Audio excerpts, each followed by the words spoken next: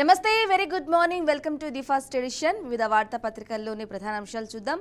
ముందుగా ఈనాడు పేపర్కి వెళ్దాం. ఈనాడు పేపర్లోని ఒకసారి ప్రధాన అంశాలు చూసినట్లయితే ఇది సీమాంతర కుట్రే, జమ్మూ కాశ్మీర్ అభివృద్ధిని సహించలేకే ఉగ్రదాడి, హంతకుల భరతం పడతాం, సూత్రధారులను దోషులుగా నిలబడతాం. ప్రధాని మోదీ అధ్యక్షతన సమావేశమైన భద్రతా వ్యవహారాల కేబినెట్ కమిటీ స్పష్టీకరణ, సింధు జిల్లాల ఒప్పందం అమలు తక్షణమే నిలిపివేత, అటారీ వద్ద చెక్పోస్టు మూసివేత, పాక్ జాతీయులు భారత్ను వీడి వెళ్లాలని ఆదేశం, పాల్గాంలో ప్రాణాలు కోల్పోయిన 26 మంది పేర్లతో జాబితా విడుదల. ఇక మృతుల్లో 2 ఆంధ్రప్రదేశ్ వాసులు, జమ్మూ కాశ్మీర్ నుంచి వెళ్లిపోతున్న పర్యాటకులు, ముష్కర్లను కఠినంగా శిక్షిస్తామన్న అమిత్ షా. ఇక భద్రతా వ్యవహారాల కేబినెట్ కమిటీ సమావేశంలో పాల్గొన్న ప్రధాని మోదీ, రక్షణ మంత్రి రాజ్నాథ్ సింగ్, హోంమంత్రి అమిత్ షా. ఇక ఈ భేటీలో కీలక అంశాలే మాట్లాడడం జరిగింది. పాకిస్తాన్కి సంబంధించి పాకిస్తాన్ జాతీయులను కూడా భారత్ లో ఉన్న పాకిస్తాన్లు కూడా జాతీయులు కూడా వీడిపోవాలి, భారత్ను వెళ్ళిపోవాలని చెప్పేసి కూడా మోదీ సమావేశంలో కీలక నిర్ణయాలు అయితే తీసుకున్నారు. ఇక సింధు జలాల ఒప్పందం కూడా అమలును కూడా తక్షణమే నిలిపివేయడం జరిగింది.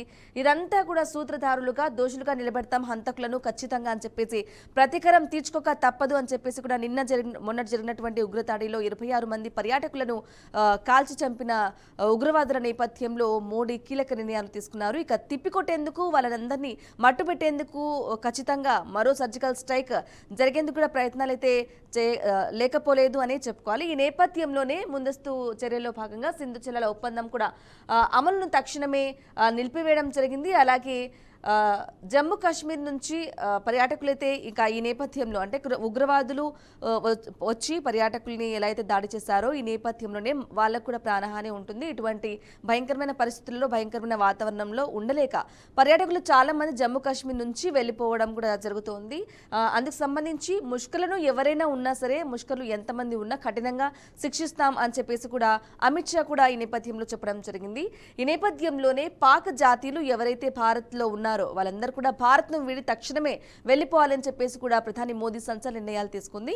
ఇక చూసుకోవచ్చు, జమ్మూ కాశ్మీర్లో పర్యాటకులపై ఉగ్రవాదుల పాశవిక దాడిని భారత ప్రభుత్వం తీవ్రంగా ఖండించింది. ఈ నరమేధానికి పాల్పడిన ముష్కర్లను శిక్షించడంతో పాటు వారిని ఎగదోస్తున్న శక్తులను బాధ్యులుగా నిలబెడతామంటూ పాకిస్తాన్ను గట్టిగా హెచ్చరించింది. సీమాంతర ఉగ్రవాదాన్ని వీడే వరకు ఆ దేశం పట్ల కఠినంగా వ్యవహరించాలని నిర్ణయించింది. ఇక దౌత్య సంబంధాల స్థాయిని తగ్గించింది. ప్రధానమంత్రి నరేంద్ర మోదీ అధ్యక్షతన బుధవారం ఢిల్లీలో జరిగిన భద్రతా వ్యవహారాల కేబినెట్ కమిటీ సిసిఎస్ ఈ మేరకు పలు కీలక నిర్ణయాలైతే తీసుకుంది. ఇక సరిహద్దులో భద్రతా బలగాలను అప్రమత్తం చేసింది. పాల్గం ఉగ్రదాడిని ఖండిస్తూ పలు దేశాలు భారత్కు సంఘీభావం ప్రకటించాయి. ఇక ఉగ్రవాద నిర్మూలన కృషిలో అండగా నిలుస్తామని తెలిపాయి. మంగళవారం నాటి ఘటనలో మృతి చెందిన 26 మంది పేర్లను వెల్లడిస్తూ అధికారులు జాబితా అయితే విడుదల చేశారు. ఉగ్రదాడి నేపథ్యంలో జమ్మూ కాశ్మీర్ నుంచి పర్యాటకులు స్వస్థలాలకు తిరిగైతే వెళ్తున్నారు. ఇక నేడు అఖిలపక్ష భేటీ కూడా ఉండబోతోంది. పాల్గం ఉగ్రదాడి ఘటనపై కేంద్ర ప్రభుత్వం గురువారం అఖిలపక్ష భేటీ నిర్వహించనుంది. రక్షణ మంత్రి రాజ్నాథ్ సింగ్ అధ్యక్షతన వహించే అవకాశం ఉందని అధికారిక వర్గాలైతే తెలిపాయి. ఇక కాంగ్రెస్ సహా పలు ప్రతిపక్షాలు డిమాండ్ చేసిన నేపథ్యంలో అఖిలపక్ష సమావేశంపై కేంద్రం కీలక నిర్ణయం అయితే తీసుకుంది. ఇక నేడు అఖిలపక్ష సమావేశం అయితే జరగబోతుంది. రక్షణ మంత్రి రాజ్నాథ్ సింగ్ నేతృత్వంలో ఇటు అధ్యక్షత వహించే అవకాశం కూడా ఉంది అని చెప్పేసి కూడా అఖిలపక్ష భేటీకి సంబంధించి ఒక చిన్న హెడ్లైన్ రూపంలో ఇచ్చారు. ఇక్కడ చూసుకుంటే పాక్ ఆర్మీ చీఫ్ ఒసిగోల్ పారా అనే అనుమానాలు కూడా లేకపోలేదు. పాక్ ఆర్మీ తెలిసే కావాలని ఇదంతా పథకం ప్రకారం కుట్ర చేసిందనే ఆరోపణ అయితే పెద్ద ఎత్తున వినిపిస్తున్నాయి. అటువంటి చర్యలకైతే ఎవరైతే పాల్పడ్డారో, ముష్కలను ఎవరైతే ఎగదోస్తున్నారో అంటే వాళ్ళని ప్రేరేపిస్తున్నారో, ఉగ్రవాదులను భారత్ పైన పర్యాటకుల పైన ఎవరైతే ఉగ్రదాడి జరిపించినారో వాళ్ళని కూడా వదిలిపెట్టాం అని చెప్పేసి కూడా మోదీ చెప్పడం జరిగింది. ఈ నేపథ్యంలోనే వారి చిత్రాలను, ఉగ్రవాదుల చిత్రాలు, ఈ విధంగా ఊహా చిత్రాలను కూడా వేయడం జరిగింది. ఈ నేపథ్యంలోనే వారి ఊహా చిత్రాలను కూడా ఇక్కడ చూసుకోవచ్చు. ఉగ్రవాదుల ఊహా చిత్రాలు విడుదల, పాల్గాం పర్యాటకులపై దాడి చేశారని అనుమానిస్తున్న 3 ఉగ్రవాదుల ఊహా చిత్రాలను భద్రతా సంస్థలు బుధవారం విడుదల చేశాయి. వీరిని ఆసిఫ్ ఫౌజీ, సులైమాన్ షా అబుదాతాలాగా గుర్తించారు. మూసా, యూనిస్, ఆసిఫ్ అనే మారుపేర్లు వీరికి ఉన్నట్లు తెలిపారు. వీరిలో 2 పాకిస్తాన్ జాతీయులని కూడా భావిస్తున్నారు. ఇక ఊహా చిత్రాలకు సంబంధించి ఉగ్రవాదులకు 3 ఊహా చిత్రాలను ఇక్కడ ప్రచురించడం జరిగింది. ఇక్కడ చూసుకున్నట్లయితే పాల్గాంలో ఉగ్రవాదులు కాల్పు జరిపిన ప్రాంతాన్ని పరిశీలిస్తున్న భద్రతా బలగాలు అని చెప్పేసి మరొకసారి ఆ ప్రాంతాన్నంతా పరిశీలిస్తున్నారు. ఈ నేపథ్యంలో దానికి సంబంధించిన చిత్రాన్ని కూడా ఇక్కడ చూసుకోవచ్చు. ఇక మరో వార్తను చూసుకుందాం. ఎక్కడ చూసినా అదే మొన్నటి జరిగినటువంటి ఉగ్రదాడికి సంబంధించి చాలా మంది ప్రాణాలు కోల్పోయారు, అమాయకులను బలిగొన్నారు ఉగ్రవాదులు. ఈ నేపథ్యంలోనే కొత్త జంట పెళ్ళైన కొన్ని రోజులకే అక్కడికి వెళ్ళడం జరిగింది. అక్కడ ప్రశాంతంగా ఆహ్లాదకరంగా గడిపేందుకు అక్కడికి వెళ్ళినప్పుడు కొత్త జంటల్ని చిదిమేశారు. భార్యల కళ్ళెదుటే భర్తల కాల్చివేత, నిర్దాక్షిణ్యంగా వ్యవహరించిన ముష్కరులు. దీనికి సంబంధించిన వార్తను చూసుకోవచ్చు. కలిసివేస్తున్న నవవధువు కన్నీటి వీడ్కోలు. ఢిల్లీ విమానాశ్రయంలో లెఫ్టినెంట్ వినయ్ నర్వాల్ భౌతిక కాయం వద్ద కూడా తన భార్య రోధిస్తూ కనిపిస్తుంది. అసలు నిన్న జరిగినటువంటి ఇటువంటి ఘటన అసలు చాలా బాధాకరం, చాలా దురదృష్టకరం.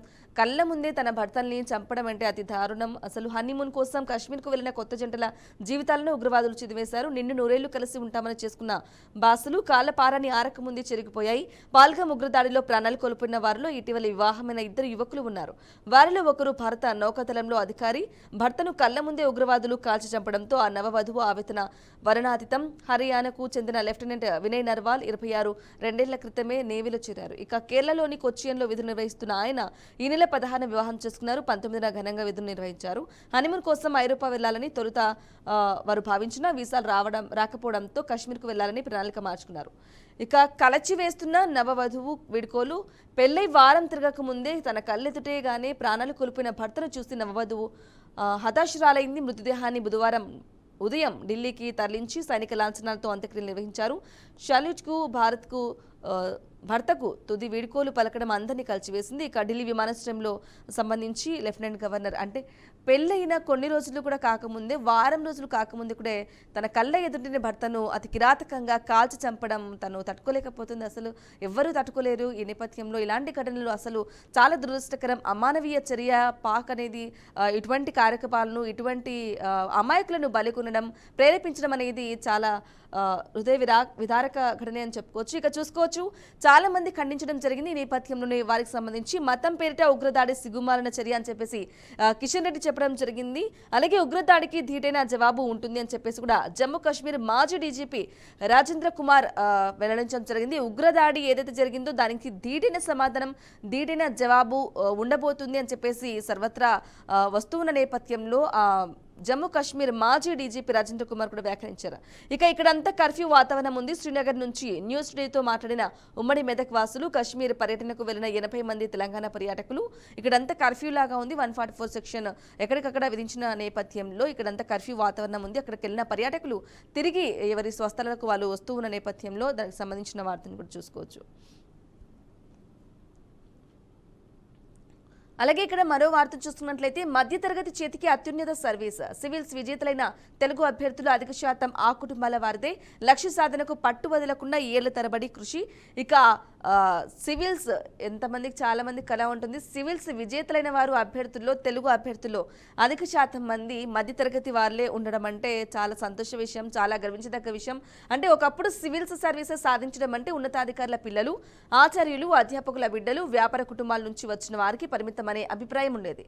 ఈ తరం మధ్యతరగతి, దిగువ తరగతి కుటుంబాల పిల్లల్ని ఆ అంచనాల్ని పటాపంచలు చేస్తున్నారు. ఇక పట్టువదలని విక్రమార్కుల్లా కృషి చేసి అత్యున్నత హోదా ఉద్యోగాన్ని అందుకుంటున్నారు. తాజా ఫలితాల్లో తెలుగు రాష్ట్రాల నుంచి 50 మందికి పైగా విజేతలుగా నిలవక వారిలో అధిక శాతం మంది మధ్యతరగతికి చెందిన వారే ఉండడం ఇందుకు అర్థం పడుతోంది. 11వ ర్యాంకు సాధించి తెలంగాణలో టాపర్గా నిలిచిన సాయి శివాని వరంగల్ నుంచి, అలాగే తండ్రి మెడికల్ రిప్రజెంటేటివ్గా పనిచేస్తూ ఉన్నారు. ఇక 15వ ర్యాంకుతో ఏపీ టాపర్గా నిలిచిన బర్నా వెంకటేష్ ది వ్యవసాయ కుటుంబం. ఆదిలాబాద్ జిల్లా ఉట్నూరుకు చెందిన సాయి చైతన్య యాదవ్ 62వ ర్యాంకు సాధించగా ఆయన తండ్రి హెడ్ కానిస్టేబుల్ గా పనిచేస్తున్నారు. ఖమ్మం జిల్లా కల్లూరు మండలానికి చెందిన నాగరాజు నాయక్ 697వ ర్యాంక్ దిగువ మధ్యతరగతి వ్యవసాయ కుటుంబం నుంచి వచ్చిన వారే. ఆసిఫాబాద్ జిల్లాకు చెందిన రామ్టెంకే సుధాకర్ 949వ ర్యాంకు సాధించారు. దిగువ మధ్యతరగతి వ్యవసాయ కుటుంబమే. ఏపీలోని సింగరాయకొండ మండలానికి చెందిన ఎం ఉదయకృష్ణారెడ్డి బాల్యంలోనే తల్లిదండ్రులను కోల్పోయారు. కూరగాయలు అమ్ముతూ పెంచి పెద్ద చేసిన నాయనమ్మ కష్టాన్ని గుర్తు చేసుకుంటూ తొలితో కానిస్టేబుల్ గా ఎంపికయ్యారు. ఈ నేపథ్యంలోనే సివిల్స్ కి సెలెక్ట్ అవ్వడం జరిగింది. చూసుకోవాలి, అసలు సివిల్స్ అనేది చాలా మందికి ఒక కలగానే ఉంటుంది. ఈ నేపథ్యంలోనే మధ్యతరగతి, దిగువ మధ్యతరగతి కూడా వారి పిల్లలు కూడా సాధించడం అంటే చాలా అంటే పట్టువదలని విక్రమార్కుల వారు చేసిన కష్టాన్ని కూడా మనం గుర్తుంచుకోవాలి. దీనికి సంబంధించిన వార్తను ఒకసారి చూసుకోవచ్చు. అలాగే మరో వార్తను చూసుకున్నట్లయితే 2 రోజులు వడగాల్పులు, సాధారణం కన్నా 2-3 డిగ్రీల అధిక ఉష్ణోగ్రతల అవకాశం. రాష్ట్రంలో భానుడి సెగలు పెరుగుతున్నాయి. రానున్న 3 రోజుల పాటు సాధారణం కన్నా 2 నుంచి 3 డిగ్రీల అధిక ఉష్ణోగ్రతలు నమోదయ్యే అవకాశం ఉందని హైదరాబాద్ వాతావరణ కేంద్రం హెచ్చరించింది. రానున్న 2 రోజుల పాటు పగలు వడగాల్పులు, రాత్రి వేళ వేడి వాతావరణం అయితే నమోదైందని వెల్లడించారు. ఇక నిజామాబాద్ జిల్లాలో బుధవారం అత్యధికంగా 44.5 డిగ్రీల ఉష్ణోగ్రతలు నమోదైంది. ఇది సాధారణం కన్నా 3.6 డిగ్రీలు ఎక్కువ. ఆదిలాబాద్ జిల్లాలో 44.3, మెదక్లో 43.4, రామగుండంలో 42.8, ఖమ్మం జిల్లాలో 41.6 డిగ్రీల గరిష్ట ఉష్ణోగ్రతలు నమోదయ్యాయని కూడా తెలిపింది. ఇక 2 రోజులు వడగాల్పులు వీసే అవకాశం ఉంది. ఎండలు తీవ్ర ఉష్ణోగ్రత రోజు రోజుకి పెరుగుతున్న నేపథ్యంలో ఇంకా మే ఉంది. మే చివరి వారం వరకు చాలా ఎండలు ఉండబోతున్నాయి. దీనికి సంబంధించి వచ్చే 2-3 రోజులు కూడా తీవ్ర ఉష్ణోగ్రతలు అలాగే గాలులు కూడా వీచే అవకాశం ఉంది. ఈ నేపథ్యంలోనే ప్రజలందరూ అప్రమత్తంగా ఉండాలి. అత్యధికంగా సాధారణం కంటే ఎక్కువగా అంటే 3.6 డిగ్రీలు ఎక్కువ నమోదైంది. అత్యధికంగా 44.5 డిగ్రీలు అయితే నిజామాబాద్ జిల్లాలో అయితే అత్యధికంగా నమోదైంది. ఈ నేపథ్యంలోనే వడగాలులు కూడా వీస్తాయి. ప్రజలందరూ అప్రమత్తంగా ఉండాలి. ఏదైనా పని ఉంటే ఉదయం లేదా సాయంత్రం ఎండ తగిన తర్వాత, వడగాలులు తగిన తర్వాత మాత్రమే పనులు చూసుకోవాలి, బయటకు వెళ్ళాలని చెప్పేసి కూడా చెప్పడం జరిగింది. దానికి సంబంధించిన వార్తను చూసుకోవచ్చు. అలాగే ఇక్కడ మరో వార్తను చూసుకున్నట్లయితే హైదరాబాద్ చేరుకున్న సీఎం ఇక 7 రోజుల జపాన్ పర్యటన ముగించుకుని బుధవారం రాత్రి ముఖ్యమంత్రి రేవంత్ రెడ్డి హైదరాబాద్ కు చేరుకున్నారు. శంషాబాద్ విమానాశ్రయంలో సీఎం రేవంత్ రెడ్డి నేతృత్వంలో బృందానికి పలువురు ఎంపీలు, ఎమ్మెల్యేలు, ప్రభుత్వ సలహాదారులు, కార్పొరేషన్ చైర్మన్లు, కాంగ్రెస్ నాయకులు, కార్యకర్తలు స్వాగతమైతే పలికారు. ఇక విమానాశ్రయంలో నాయకులు, కార్యకర్తలకు అభివాదం చేస్తున్న సీఎం రేవంత్ రెడ్డి అని చెప్పేసి కూడా రేవంత్ రెడ్డి ఇమేజ్ ని కూడా వేయడం జరిగింది. ఇక జపాన్ పర్యటన ముగించుకుని వారం రోజుల జపాన్ పర్యటన ముగించుకుని పెట్టుబడులకు సంబంధించి ససంబాలకు సంబంధించి దానికి సంబంధించి కూడా ఆయన జపాన్ పర్యటనకు వెళ్లిన నేపథ్యంలో హైదరాబాద్ అయితే తిరిగి చేరుకున్నారు. ఈ నేపథ్యంలోనే ప్రజలకు కూడా, కార్యకర్తలకు, అభిమానులకు కూడా అభివాదం చేస్తూ రేవంత్ రెడ్డి చిత్రాన్ని కూడా ఇక్కడ జరిగింది. మరో వార్తను చూసుకున్నట్లయితే తుది తీర్పునకు లోబడే డీమ్డ్ వర్సిటీ హోదా ఉత్తర్వులు పేర్కొనాలంటూ యూజీసీకి హైకోర్టు ఆదేశం. తెలంగాణలోని విద్యా సంస్థలకు యూజీసీ మంజూరు చేసే డీమ్డ్ యూనివర్సిటీ హోదా తుది తీర్పునకు లోబడి ఉంటుందని హైకోర్టు స్పష్టం చేసింది. ఇకపై విద్యా సంస్థలకు ఈ హోదా కల్పించే ఉత్తర్వుల్లో ఇదే విషయాన్ని పేర్కొనాలని ఆదేశించింది. రాష్ట్ర ప్రభుత్వాన్ని సంప్రదించకుండా ప్రైవేటు విద్యా సంస్థలకు యూజీసీ ఈ హోదా కల్పించడాన్ని సవాల్ చేస్తూ సర్కార్ హైకోర్టులో పిటిషన్ దాఖలు చేసింది. దీనిపై బుధవారం తాత్కాలిక ప్రధాన న్యాయమూర్తి జస్టిస్ సుజయ్ పాల్, జస్టిస్ యూరా రేణుకలతో కూడిన ధర్మాసనం విచారణ చేపట్టింది. అడ్వకేట్ జనరల్ సుదర్శన్ వాదనలు వినిపించారు. యూజీసీ నిబంధనలు రాష్ట్ర ప్రభుత్వ పాత్రను పరిమితం చేస్తున్నాయని చెప్పేసి కూడా ఒక చిన్న కథనాంశం ప్రకారం ప్రధాన వార్తలుగా వేయడం జరిగింది. అలాగే మరో వార్తను చూసుకున్నట్లయితే ఎన్ఆర్డి మనుగడ ప్రశ్నార్థకం, గ్రామీణాభివృద్ధి శిక్షణకు జీవనాడిక గుర్తింపు, కేంద్రం గ్రాంట్ నిలిపివేతతో మూసివేత ప్రమాదం, ఉద్యోగులు పెన్షనర్లలో ఆందోళన. ఇక జాతీయ పోలీసు అకాడమీ అలాగే పరిపాలనా అకాడమీ వంటి ప్రతిష్టాత్మక సంస్థల మాదిరే గ్రామీణాభివృద్ధి, పంచాయతీరాజ్ రంగాలలో అదో అత్యుత్తమ సంస్థ అని చెప్పేసి కూడా గ్రామీణాభివృద్ధి శిక్షణకు జీవనాడిగా గుర్తింపు ఉంటుంది అని చెప్పేసి కూడా చెప్పడం జరిగింది. దీనికి సంబంధించిన వార్తాపత్రికల్లోని ప్రధానాంశాలు ఇంకా ముందు చూద్దాం. అంతకంటే ముందు షార్ట్ బ్రేక్ తీసుకుందాం. Stay with us.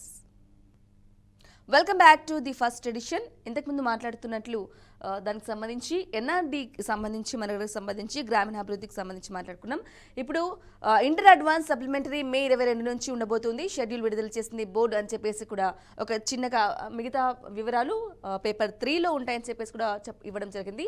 Inter advance supplementary inter results వచ్చిన నేపథ్యంలో ఎవరైతే ఫెయిల్ అయి ఉన్నారో వారికి సప్లిమెంటరీ ఉండబోతోంది. దానికి సంబంధించి మే 22 నుంచి సప్లిమెంటరీ ఉండబోతుంది. ఎవరైనా అభ్యర్థులు దరఖాస్తు చేసుకోవాలి, రాయాలనుకుంటే ఎవరైనా అంటే ఫెయిల్ అయిన వాళ్ళు మాత్రమే రాసే అవకాశం ఉన్న నేపథ్యంలో దానికి సంబంధించి సప్లిమెంటరీ సంబంధించి మే 22వ తారీఖు నుంచి షెడ్యూల్ విడుదల చేసింది ఇంటర్ బోర్డు. దానికి సంబంధించి ఒక వార్తను చూసుకోవచ్చు. అలాగే ఇది సర్కారు వారి ఇసుక, ప్రజలు, భవన నిర్మాణ సంస్థలు నిర్మాణ అవసరాలను తీర్చేందుకు రాష్ట్ర ప్రభుత్వం ఇసుక బజార్లను ప్రారంభించింది. ప్రస్తుతం హైదరాబాద్ నగరం చుట్టూ ఉన్న బౌరంపేట, అబ్దుల్లాపూర్ మేట్, ఆదిపట్ల, వట్టినాగులపల్లి ప్రాంతాల్లో తెలంగాణ ఖనిజాభివృద్ధి సంస్థ ఆధ్వర్యంలో వాటినైతే అందుబాటులోకి తీసుకొచ్చింది. ఇక సంస్థ ద్వారా ప్రభుత్వం నాణ్యమైన దొడ్డు ఇసుకను మెట్రిక్ టన్నును 1600కు, సన్న ఇసుకను 1800కు విక్రయిస్తుంది. వట్టినాగులపల్లి వద్ద ఇసుకను ఇలా రాశిగా పోసి అమ్మకానికి సిద్ధంగా ఉంచారు. ఇక ఇది సర్కార్ వారి ఇసుక అని చెప్పేసి కూడా ఇవ్వడం జరిగింది. ఇసుక బజారును అయితే ప్రారంభించింది. దీనికి సంబంధించిన వార్తను చూసుకోవచ్చు. మరో పేపర్కి వెళ్దాం. మరో పేపర్లోని ప్రధాన అంశాలు ఒకసారి పరిశీలిద్దాం.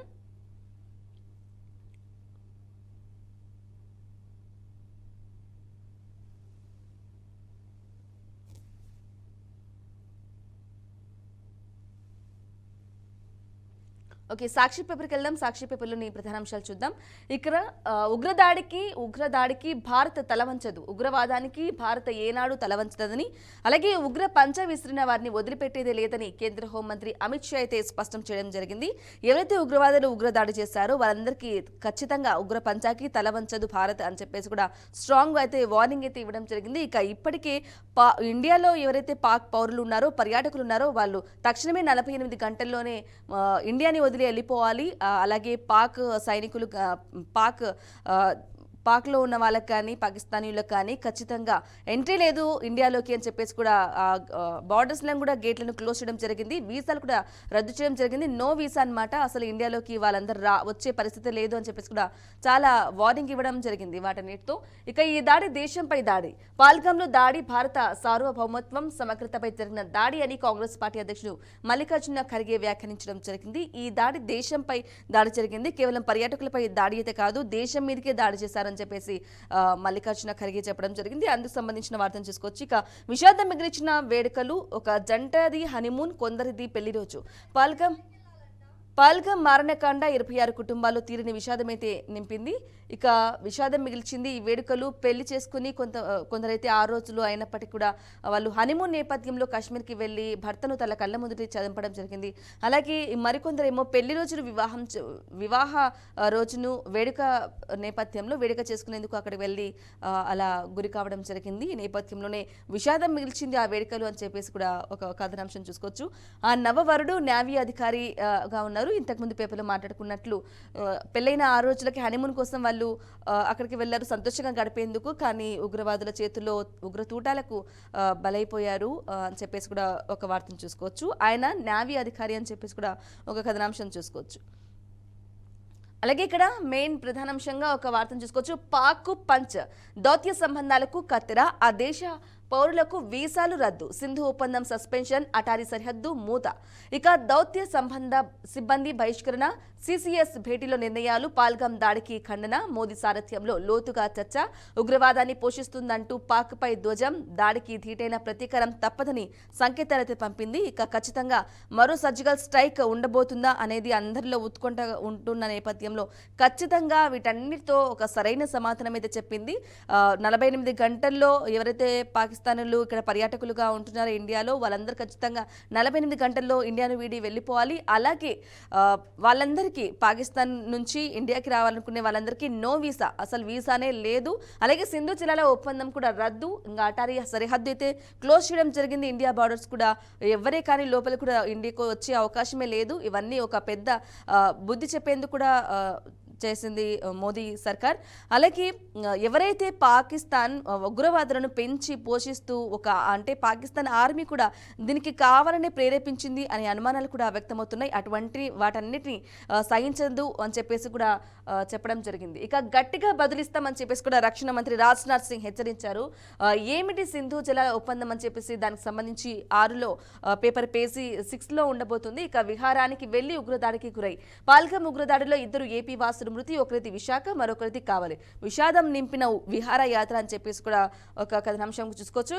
అంటే టోటల్గా ఉగ్రదాడికి సంబంధించి ఏదైతే జరుగుతూ ఉందో దానికి సంబంధించి మొత్తం ఉగ్రదాడికి సంబంధించి అక్కడ వేడుకలకు వెళ్ళి కొంతమంది చనిపోవడం జరిగింది. అసలు సింధు జలాల ఒప్పందం రద్దు చేసుకోవడంతో అసలు సింధు జలాల ఒప్పందం అంటే ఏంటి, దానికి సంబంధించిన డీటెయిల్స్ కూడా ఇవ్వడం జరిగింది. ఇక ఖచ్చితంగా బదిలిస్తాం గట్టిగా అని చెప్పేసి కూడా రక్షణ మంత్రి చెప్పడం జరిగింది. ఇక చివరగా చూసుకున్నట్లయితే ఉగ్రదాడిని నిరసిస్తూ వైఎస్ఆర్సీపీ శాంతి ర్యాలీలు చేస్తోంది. ఇక పార్టీ అధినేత వైఎస్ జగన్ పిలుపు మేరకు కదం తొక్కిన పార్టీ శ్రేణులు అమానుష చర్యను ఖండిస్తూ నినాదాలు, కొవ్వొత్తులు వెలిగించి మృతులకు నివాళి అర్పించనున్నారు. ఈ నేపథ్యంలోనే ఎక్కడికక్కడ మృతులకు సంబంధించి ర్యాలీలు నిర్వహిస్తున్న నేపథ్యంలో వైఎస్ జగన్ అధినేత సారథ్యంలో అధినేత పిలుపుతో ఎక్కడికక్కడ చాలా మంది కూడా కొవ్వొత్తుల ర్యాలీ నిర్వహిస్తున్నారని చెప్పేసి కూడా ఒక వార్తను కథనాంశంగా చూసుకోవచ్చు.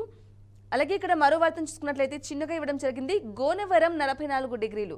నంద్యాల జిల్లా గోనవరంలో 44 డిగ్రీల అధిక ఉష్ణోగ్రత నమోదైంది.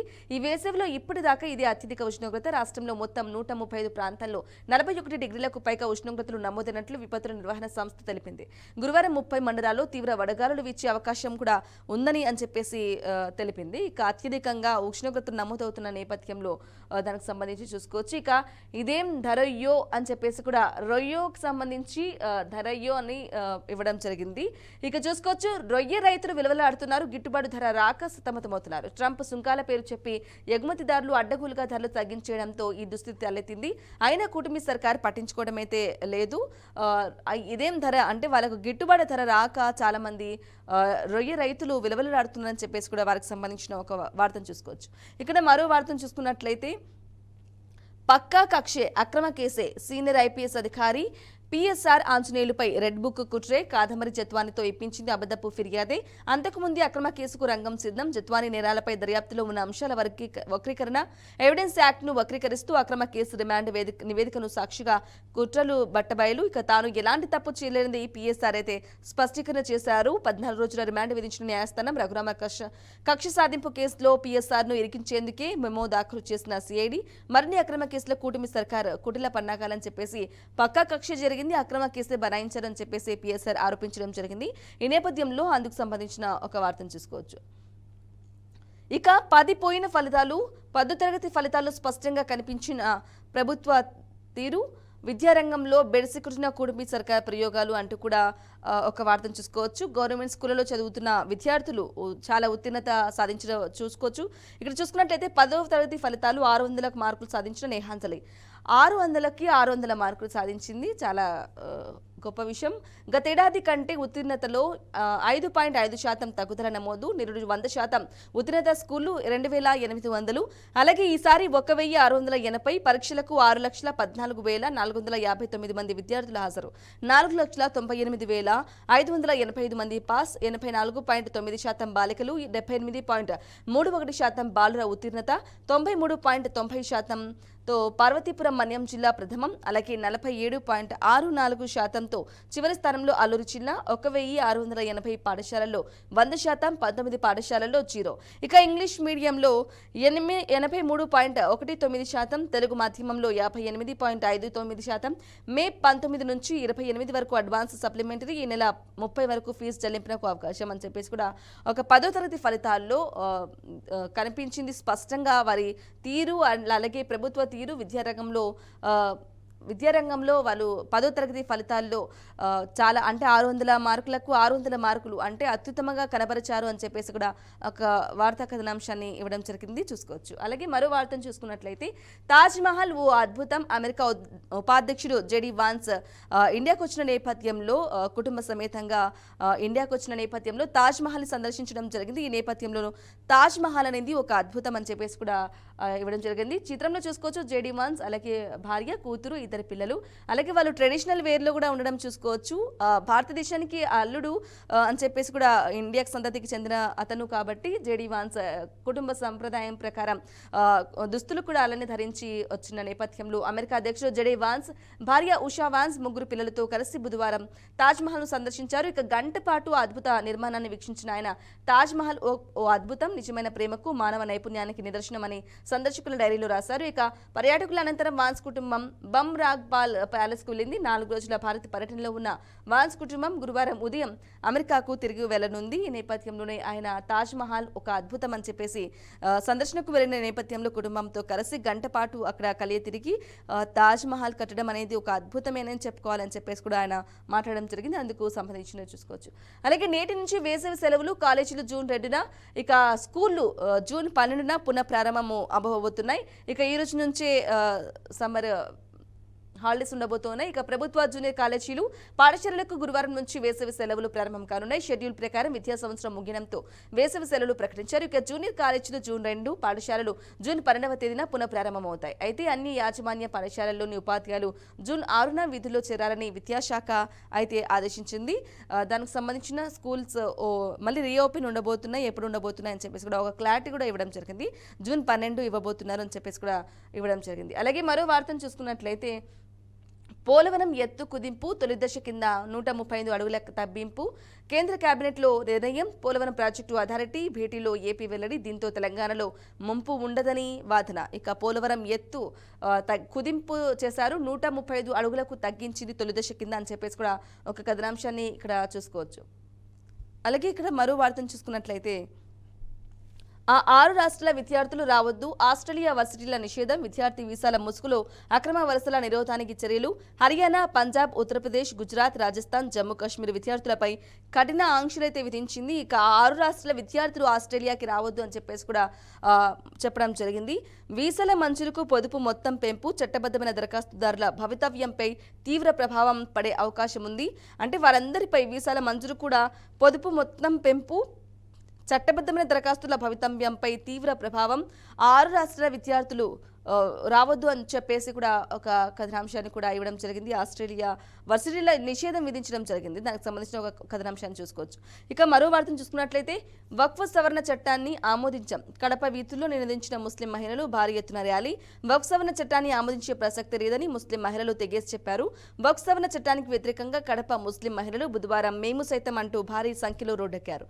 ఇక ఇప్పటి వరకు ఇల్లు దాటి అడుగు బయట పెట్టని తాము ఈ నల్ల చట్టానికి వ్యతిరేకంగా రోడ్డెక్కాల్సి వచ్చిందని మహిళలు చెప్పారు. వక్ఫ్ సవరణ చట్టాన్ని మేమైతే ఆమోదించమని చెప్పేసి కూడా కడప వీధుల్లో ముస్లిం మహిళలు భారీ ఎత్తున ర్యాలీ నిర్వహించి నినదించారు. అంటే వక్ఫ్ సవరణ చట్టం అనేది మేము ఖచ్చితంగా ఆమోదించమని చెప్పేసి కూడా రోడ్డెక్కాల్సి వచ్చింది. ఈ నల్ల చట్టాన్ని వ్యతిరేకించాల్సిన అవసరం వచ్చింది. ఈ నేపథ్యంలోనే మేమందరం రోడ్డెక్కాల్సి వచ్చింది. ఇల్లు దాటి బయటకు అడుగుపెట్టని మేము రోడ్డు కూడా ఎక్కాల్సి వచ్చిన పరిస్థితి ఉంది అని చెప్పేసి కూడా మహిళలు చెప్పడం జరిగింది. దానికి సంబంధించిన వార్తా కథనాంశం చూసుకోవచ్చు. ఇక్కడ మరో వార్తను చూసుకున్నట్లయితే వీరయ్య చౌదరి హత్య కేసులో దోషుల్ని వదిలిపెట్టాం. ప్రకాశం జిల్లా నాగులుపాడు మండలం అమ్మనబ్రోలులో హత్యకు గురైన టీడీపీ నేత ముప్పవరపు వీరయ్య చౌదరి మృతదేహానికి సీఎం చంద్రబాబు నివాళులర్పించారు. వీరయ్య చౌదరి హత్య కేసులో దోషుల్ని ఖచ్చితంగా వదిలిపెట్టమని చెప్పేసి కూడా ఒక కథనాంశం చూసుకోవచ్చు. అతి కిరాతకంగా ఆఫీసులో కూర్చున్న వ్యక్తిని అక్కడికి వెళ్లి మరి దుండగులు కత్తితో దాడి చేసి మరి వీరయ్య చౌదరిని చంపడం జరిగింది. ఈ నేపథ్యంలోనే నిన్న జరిగినటువంటి ఘటనకు సంబంధించి వీరయ్య చౌదరి ఎవరైతే చంపారో వాళ్ళందరి దోషులు ఖచ్చితంగా వదిలిపెట్టమని చెప్పేసి కూడా సీఎం చంద్రబాబు చెప్పడం జరిగింది. అలాగే అనిత కూడా పరామర్శించడం జరిగింది. ఈ నేపథ్యంలోనే ఎవరైతే ఉన్నారో వీరయ్య చౌదరి చంపడానికి గల కారణాలు, అసలు ఎవరు చంపారు, కక్షపూరితంగా చంపారా లేకుంటే రాజకీయ కక్షతో చంపారా, ఇతర ఏమైనా కారణాలు ఉన్నాయా, ఎవరైనా సరే దోషులను మేము వదిలిపెట్టమని చెప్పేసి కూడా సీఎం చంద్రబాబు చెప్పడం జరిగింది. అలాగే ఇక్కడ మరో పేపర్ తీసుకుందాం. మరో పేపర్లోని ప్రధానాంశాలు ఒకసారి చూద్దాం. ఇది సీమాంతర కుట్రే, జమ్మూ కాశ్మీర్ అభివృద్ధికి సాగించలేకే ఉగ్రదాడి. ఇక మెయిన్గా అన్ని పేపర్లలో ప్రధానాంశాలుగా ఏముంది అంటే కనుక ఉగ్రదాడికి సంబంధించి, అలాగే నిన్న జరిగినటువంటి ఉగ్రదాడికి ప్రధాని మోదీ అధ్యక్షతన జరిగిన మీటింగ్కి సంబంధించి, కేబినెట్ మీటింగ్కి సంబంధించి నిన్న అత్యవసర మీటింగ్, అంటే ఆయన పర్యటనలో ఉన్నారు, సౌదీ అరేబియా పర్యటనలో ఉన్న నేపథ్యంలో విదేశీ పర్యటన కుదించుకొని ఒక రోజులోనే ఆయన తిరిగి రావడం జరిగింది. ఈ వార్త విని ఈ నేపథ్యంలోనే ఆయన కొన్ని కీలక వ్యాఖ్యలు చేశారు. దానికి సంబంధించి సింధు జలాల ఒప్పందం రద్దు, అలాగే పాక్ బార్డర్లను కూడా, ఇండియా బార్డర్లను కూడా మూసివేయడం జరిగింది. పాకిస్తానీలకు నో ఎంట్రీ ఇండియాలోకి, అలాగే ఎవరైతే పాకిస్తాన్ పర్యాటకులు కానీ లేదా పర్యాటకులు కాకపోయినా ఇక్కడికి వచ్చి ఇక్కడే ఉద్యోగాలు చేసుకుంటూ అలా ఉన్నా కూడా ఎవరైతే ఉన్నారో ఖచ్చితంగా 48 గంటలు హై కమిషన్కి ఆదేశం కూడా ఇవ్వడం జరిగింది.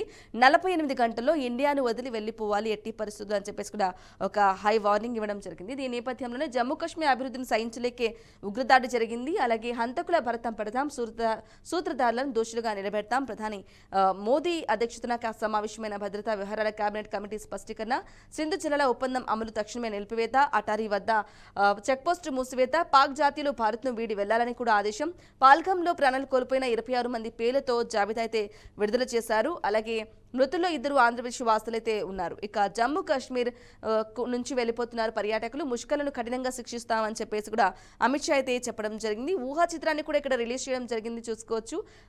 పాక్ ఆర్మీ చీఫ్ ఉసిగెల్పారా లేకుంటే వాళ్ళు ఏమన్నా అంటే పాక్ ఆర్మీ తన చేతిలోకి తీసుకొని లేదంటే ఇదంతా జరిపించిందా, వెనక నుంచి ప్రోత్సహించిందా అనేది కూడా లేకపోలేదు. పాక్ ఆర్మీ హస్తం ఉందని చెప్పేసి కూడా ఇప్పటికే చాలా మంది వాదనలు కూడా వినిపిస్తున్నాయి. ఓవైపు ఈ నేపథ్యంలోనూ ఆయన ఏమైనా ఉసిగొల్పారా ఉగ్రవాదులను అని చెప్పేసి కూడా ఒక అనుమానం కూడా వ్యక్తం చేస్తోంది.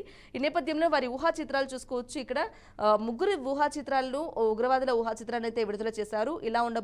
ఇలా ఉన్నారేమో అన్నట్లుగా కూడా మరి ఊహా చిత్రాలను రిలీజ్ చేయడం జరిగింది. ఇక భద్రతా వ్యవహారాల కేబినెట్ కమిటీ సమావేశంలో పాల్గొన్న ప్రధాని మోదీ, రక్షణ మంత్రి రాజ్నాథ్ సింగ్, అలాగే హోంమంత్రి అమిత్ షా 3 అధ్యక్షతన కేబినెట్ కమిటీ సమావేశం అయితే నిర్వహించింది. ఈ కేబినెట్ కమిటీ సమావేశంలోనే ఇవన్నీ కూడా నిర్ణయించడం జరిగింది. ఇక జమ్మూ కాశ్మీర్లో పర్యాటకులపై ఉగ్రవాదుల పాశవిక దాడిని భారత ప్రభుత్వం తీవ్రంగా ఖండించింది. ఈ నరమేధానికి పాల్పడిన ముష్కర్లను శిక్షించడంతో పాటు వారిని ఎగదోస్తున్న శక్తులను బాధ్యులుగా నిలబెడతామంటూ పాకిస్తాన్ను గట్టిగా హెచ్చరించింది. సీమాంతర ఉగ్రవాదాన్ని వీడే వరకు ఆ దేశం పట్ల కఠినంగా వ్యవహరించాలని నిర్ణయించింది. ఇక దౌత్య సంబంధాలకు సంబంధించి స్థాయిని కూడా దక్కించింది. ప్రధానమంత్రి నరేంద్ర మోదీ అధ్యక్షతన బుధవారం ఢిల్లీలో జరిగిన భద్రతా వ్యవహారాల కేబినెట్ కమిటీ సిసిఎస్ ఈ మేరకు పలు కీలక నిర్ణయాలు తీసుకుంది. సరిహద్దుల్లో భద్రతా బలగాలను అప్రమత్తం చేసింది. పహల్గాం ఉగ్రదాడిని ఖండిస్తూ పలు దేశాలు భారత్కు సంఘీభావమైతే ప్రకటించాయి. అలాగే పలు దేశాల అగ్రదేశాల అధినేతలు కూడా అంటే ట్రంప్ కానీ పుతిన్ కానీ మాట్లాడడం కూడా జరిగింది. మేము ఖచ్చితంగా ఇండియాకి ఏ విధంగా ఉగ్రదాడికి సంబంధించి ఉగ్రదాడులను అరకట్టడానికి లేదా ఉగ్రదాడిని తిప్పికొట్టడానికి కూడా మేము ఖచ్చితంగా సాయం చేస్తామని చెప్పేసి కూడా అగ్రదేశాల అధినేతలు కూడా చెప్పడం జరిగింది. ఈ నేపథ్యంలో చూసుకోవచ్చు సంఘీభావం ప్రకటించాయి. అలాగే ఉగ్రవాద నిర్మూలన కృషిలో అండగా నిలుస్తామని తెలిపాయి. మంగళవారం నాటి ఘటనలో మృతి చెందిన 26 మంది పేర్లను వెల్లడిస్తూ అధికారులు జాబితా అయితే విడుదల చేస్తారు. 26 మంది చనిపోయిన వారి జాబితాను కూడా విడుదల చేయడం జరిగింది. ఇక ఉగ్రదాడి నేపథ్యంలో జమ్మూ కాశ్మీర్ నుంచి పర్యాటకులు స్వస్థలాలకు వెళ్తున్నారు. జమ్మూ కాశ్మీర్లో ఎవరైతే పర్యాటకులు ఉన్నారో ఈ దాడి నేపథ్యంలో ఈ ఉగ్రదాడి నేపథ్యంలో వాళ్ళందరూ కూడా కొంత భయభ్రాంతులకు లోనై వాళ్ళు ఎవరి స్వస్థలాలకు వాళ్ళు వెళ్తూ ఉన్న నేపథ్యంలో చూసుకోవచ్చు. అలాగే నేడు అఖిలపక్ష భేటీ ఉండబోతుందని చెప్పేసి కూడా ఒక వార్తా కథనాంశాన్ని చూసుకోవచ్చు. పాల్కం ఉగ్రదాడి ఘటనపై కేంద్ర ప్రభుత్వం గురువారం అఖిలపక్ష భేటీ నిర్వహించనుంది. రక్షణ మంత్రి రాజ్నాథ్ సింగ్ అధ్యక్షతన వహించే అవకాశం ఉందని అధికార వర్గాలు తెలిపాయి. ఇక కాంగ్రెస్ సహా పలు ప్రతిపక్షాలు డిమాండ్ చేసిన నేపథ్యంలో అఖిలపక్ష సమావేశంపై కేంద్రం నిర్ణయం అయితే తీసుకుంది. దీనికి సంబంధించి అఖిలపక్ష భేటీ కూడా ఉండబోతుందని చెప్పేసి కూడా ఒక కథనాంశాన్ని చూసుకోవచ్చు.